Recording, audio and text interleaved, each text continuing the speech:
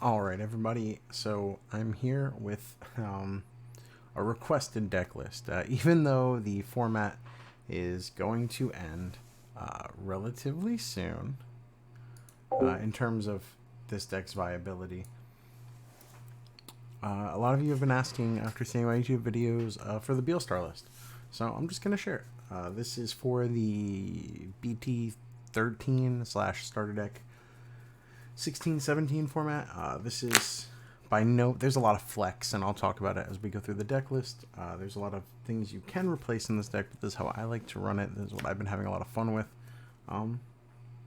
Yeah, I think there's one more event before BT14 drops and the new rotation happens as well, which will make this deck a little bit different. You'll have to really build around it. I think this deck kind of takes a backseat, for me at least, until EX5, unless you want to go the Beelstar route, but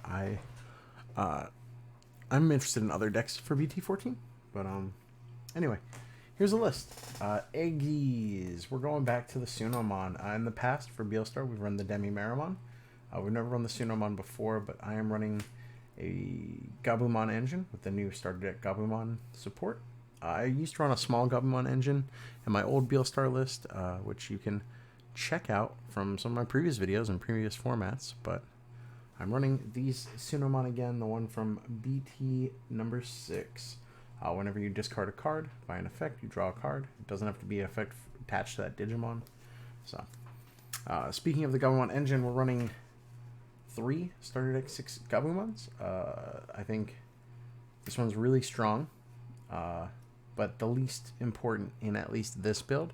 I know in the future Garurumon builds, this card was absolutely abusable by running 4 copies. You would run 4 copies, of course, in those builds, but in this Beelstar build, you just need to run the 3. I'm running 4 of the BT2 Gabumon. Both of these cards are going to 1 on the 17th of November when set BT14 comes out. But I'm running 4 of this just to take advantage of the early inheritable of draw 2, discard 1 on deletion. More Gabumon all the time. We're running 4 of the new starter deck Gabumon. Gain a memory during the main if they have a Digimon. The inheritable is draw 1, discard as well, but tied to a once per turn limitation. I think it's really strong. To round out the rookies, because I do play this deck pretty aggressively, I wanted a couple more rookies. We're just playing one of each Floodgate in purple that's available. Gazimon, Psychmon. 1 stops reducing of play cost for you and your opponent, so be careful to play around this for your own play cost reduction. And 1 stops memory gain for your opponent other than tamer effects. So just a little taste of the floodgates you want to run. Speaking of going to a 1 in the future, we have Asmon Scatter Mode. Early game, this card's a beast. Draw 3, discard 2 on deletion. When you pair it with the Gabumon, you're drawing a poop load of cards and discarding a bunch as well. Both of which you want to do. We have the new starter deck Garurumon. On Digivolve, draw 1, discard 1. So you're drawing 2 cards, discarding 1. It's inheritable, which comes up very sparingly. Also draw 1, discard. And it has a security effect. When it's revealed in security, you can play a Gabumon or a mat from your hand or trash without paying the play cost. So pretty strong. So you get back any of these Gabu boys, you get a mat from your trash or hand. 2, Ginkakumon Promote. It is a level 4 with Rush. It could let you get this inheritable by evolving over the other level 4s. Great Nailbone target. Great to evolve over other Nailbone targets. It just helps you close out the game. I would always run at least 1. I've always been a fan of 2. And then I did want to round out the champions, because I did find that if I get stuck at the rookies, I want those inheritable draws just to unbrick. So I just thought, what would be another good champion? And I did end up going with a Dobermon, because I've always been a fan of Dobermon, just because it could recycle itself. So if you're stuck on champions, it could be just like a little mini loop. It could grab back Beelstar, grab back other purple Digimon. It's pretty neat. And I wanted a blocker. I know in some of my gameplay you guys saw that I was running the Porkumon on play Mewtwo, but the mill could be so sporadic and inconsistent, it's kind of scary. And the 4K really just didn't stop anything. I am going with a Bakumon. I'm going to try it out. These are flex spots. You could replace these with your choice. I think I'm going to try out the Bakemon just to have a 5k blocker that you could play for 2. Good nailbone target if you need to get a blocker.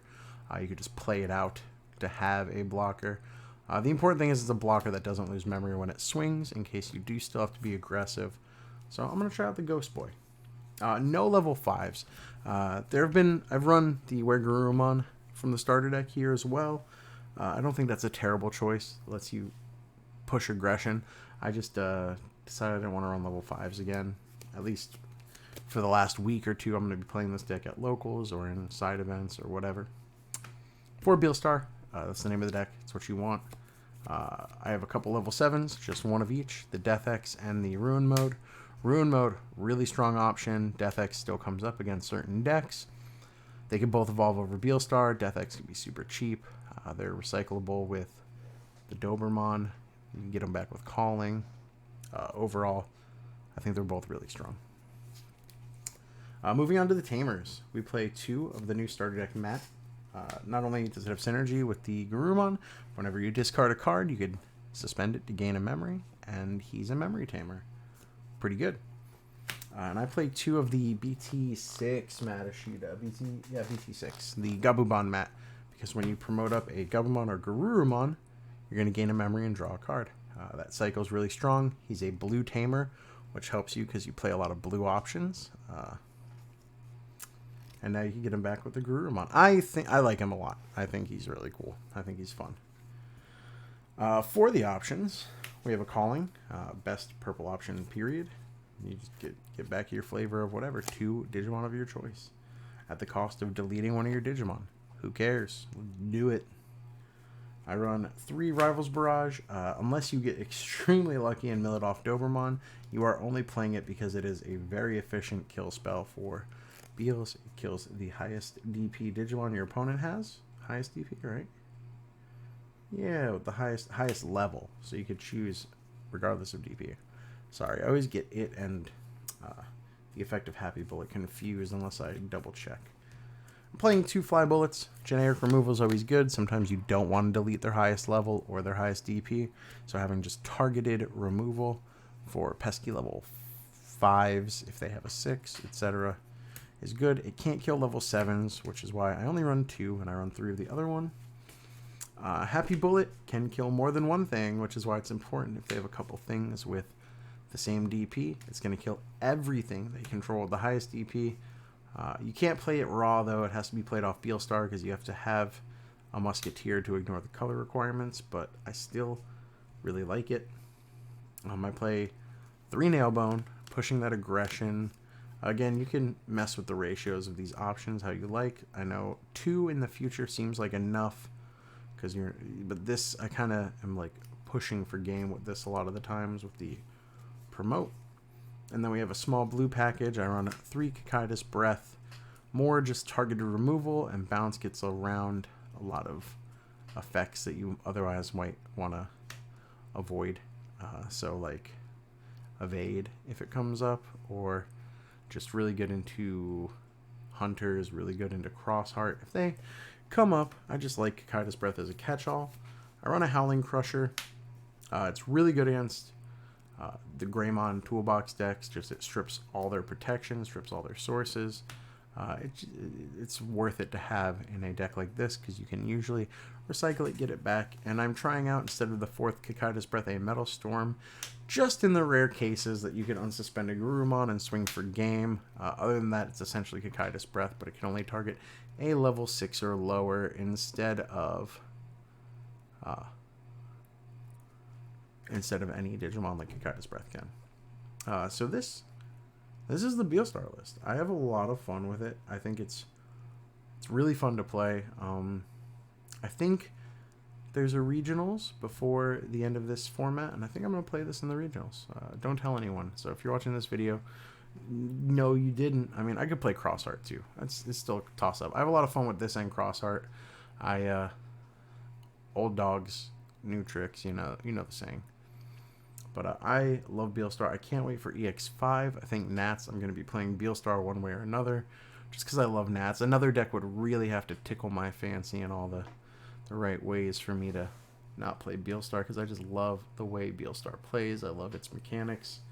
And I love the puzzle it kind of creates for you as a player. You have to approach situations a little differently than you normally would, and every game is just a little bit different, believe it or not. But I also like getting lucky in security. I like that feeling of being like, ooh, I could have lost. I would have lost, but I got a little lucky. I like getting lucky. Clip it, ship it. I love you guys.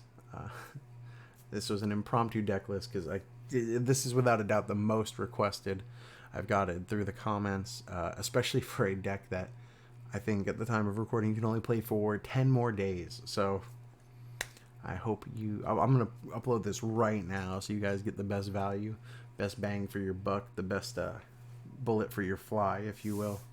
And yeah, thank you guys for watching. Take care of yourselves, take care of each other. I love you guys. Bye.